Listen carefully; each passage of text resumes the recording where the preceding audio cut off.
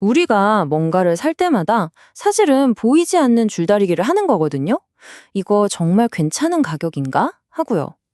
그럼 이 거래에서 진짜 이득 보는 사람은 누굴까요? 사는 사람? 파는 사람? 오늘 이 간단한 거래 속에 숨겨진 경제학의 비밀을 한번 싹 파헤쳐보겠습니다. 자, 바로 이 질문이에요. 물건을 살 때 누가 더 이득일까? 여러분일까요? 아니면 판매자일까요? 이거 진짜 궁금하지 않으세요? 우리가 그냥 편의점에서 음료수 하나를 사도 사실 이 질문은 똑같이 적용되거든요. 오늘 바로 이 질문에 대한 답을 찾아가는 게 핵심입니다. 좋아요. 그럼 먼저 사는 사람, 바로 우리 소비자 입장에서부터 한번 생각해보죠.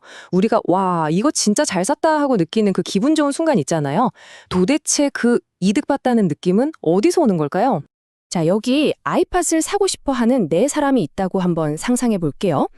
플리는 이건 한 300달러까지는 낼 수 있겠는데? 라고 생각해요. 앤서니는 한 250달러 정도? 이렇게 각자 내가 이 물건에 최대로 지불할 수 있는 금액이 있잖아요. 경제학에서는 바로 이걸 지불 용의액이라고 부릅니다. 어려운 말 아니죠? 네, 바로 그거예요. 그러니까 이 지불용액이라는 건 결국 그 물건이 나한테 얼마나 소중한지를 딱 숫자로 보여주는 거죠. 나만의 가치 측정기라고 할까요? 그리고 바로 이 지점에서 우리가 말하는 소비자의 승리가 나오는 겁니다. 경제학 용어로는 소비자 잉여라고 하는데요. 별거 아니에요. 내가 최대로 내려고 했던 돈보다 실제 가격이 쌌을 때 느끼는 그 개이득하는 기분, 그게 바로 소비자 잉여입니다. 공식도 엄청 간단해요. 그냥 내가 내려던 최대 금액에서 실제 가격을 빼면 끝이에요. 자, 그럼 아까 그 플릿경으로 돌아가서 직접 계산 한번 해볼까요? 플리는 이 아이팟에 300달러까지 쓸 생각이 있었죠. 근데 마침 가게에 갔더니 가격표에 260달러라고 딱 붙어있는 거예요. 어때요? 당연히 사야죠. 그러니까 핵심은 이거죠. 본인은 300달러의 가치가 있다고 생각했는데 260달러만 내고 샀잖아요. 그럼 플리는 40달러만큼 이득을 본 셈이에요. 바로 이 40달러가 플리의 소비자 잉여, 즉 소비자의 승리인 겁니다. 간단하죠? 자, 그럼 이제 동전의 반대편을 볼 시간입니다. 물건을 파는 사람, 즉 생산자 입장은 어떨까요? 이 사람들은 어떤 이득을 얻을까요? 재미있는 건 소비자 쪽이랑 구조가 거의 똑같다는 거예요. 한번 보시죠. 이번엔 잔디 깎기 서비스를 파는 사람이 있다고 해볼게요. 잭은 잔디 한 번 깎아주는데 10달러가 들고요. 제닛은 20달러, 크리쉬는 35달러가 들어요. 여기서 비용이라는 건 단순히 재료값만 말하는 게 아니에요. 내 시간, 내 노력, 이걸 안 했으면 다른 거래서 벌 수 있었을 돈, 그러니까 기회비용까지 싹 다 포함하는 개념입니다. 생산자한테도 당연히 승리의 개념이 있습니다. 바로 생산자 잉여라고 하는데요. 이것도 엄청 쉬워요. 그냥 자기가 받은 돈에서 물건 만드는 데 들어간 비용을 뺀 거, 즉 순이익이라고 생각하시면 됩니다. 자, 만약에 동네 잔디 깎기 시세가 25달러라고 쳐봐요. 그럼 어떻게 될까요? 잭은 10달러 들여서 25달러를 버니까 와, 15달러나 남는 장사를 했네요. 이게 잭의 생산자잉여고요. 제닛은 5달러가 남죠. 근데 비용이 35달러인 크리시는 어떨까요? 25달러 받고 일하면 손해잖아요. 그러니까 크리시는 아예 이 시장에 참여하지 않겠죠. 자, 이제 퍼즐 조각이 다 모였습니다. 우리는 사는 사람이 어떻게 이득을 보는지, 또 파는 사람이 어떻게 이득을 보는지 각각 알아봤어요. 그럼 이제 이 두 이득을 합쳐서 시장 전체에서 얼마나 큰 가치가 만들어지는지 그 큰 그림을 한번 볼까요? 보세요. 딱 정리되죠? 소비자 잉여는 사는 사람의 이득, 생산자 잉여는 파는 사람의 이득. 구조가 정말 거울처럼 똑같지 않나요? 결국 둘 다 내가 생각했던 것과 실제 결과 사이에 기분 좋은 차이, 거기서 나오는 이득이라는 거예요. 그리고 이 두 가지, 소비자의 이득과 생산자의 이득을 그냥 더하면 그게 바로 총잉여가 됩니다.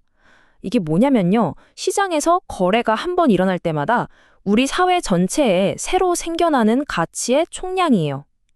말하자면 우리 사회의 경제적인 행복지수 같은 거라고 생각할 수 있습니다. 그럼 이제 진짜 중요한 질문이 나오죠. 어떻게 하면 이 총이여, 그러니까 사회 전체가 나눠 갖는 이 파이를 가장 크게 만들 수 있을까요? 과연 그런 마법 같은 최적의 지점이 존재하기는 하는 걸까요? 네, 바로 이 질문입니다. 시장에 참여한 모든 사람들의 이익을 합친 이 파이를 어떻게 하면 최대로 키울 수 있을까? 이게 사실 경제학에서 가장 궁금해하는 것 중 하나예요. 근데 놀랍게도요, 이 질문에 대한 답이 아주 명확하게 존재합니다. 어디일까요? 바로 시장에서 사고 싶어 하는 힘과 팔고 싶어 하는 힘이 정확히 만나는 지점. 우리가 흔히 시장 균형이라고 부르는 바로 그 포인트입니다.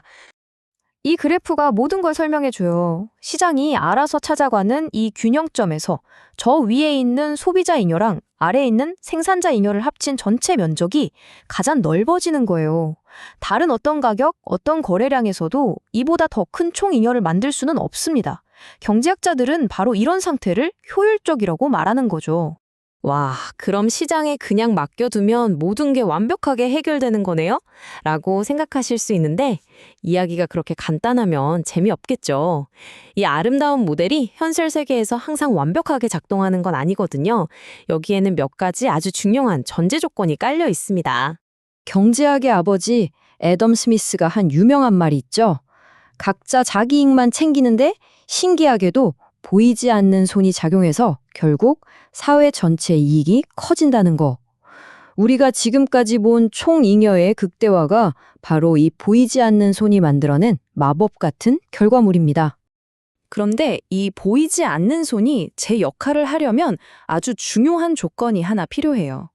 바로 시장이 완전 경쟁 상태여야 한다는 건데요. 아시다시피 현실 세계는 이 이상적인 모델과는 거리가 좀 멀죠.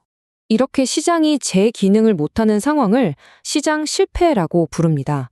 대표적인 예가 두 가지인데요. 하나는 어떤 기업이 시장을 독점해서 가격을 제멋대로 올리는 시장 지배력 문제, 또 다른 하나는 공장이 매연을 내뿜는 것처럼 거래량 상관없는 제3자에게 피해를 주는 외부 효과 같은 것들입니다. 그래서 결국 마지막 질문은 이것으로 기결됩니다.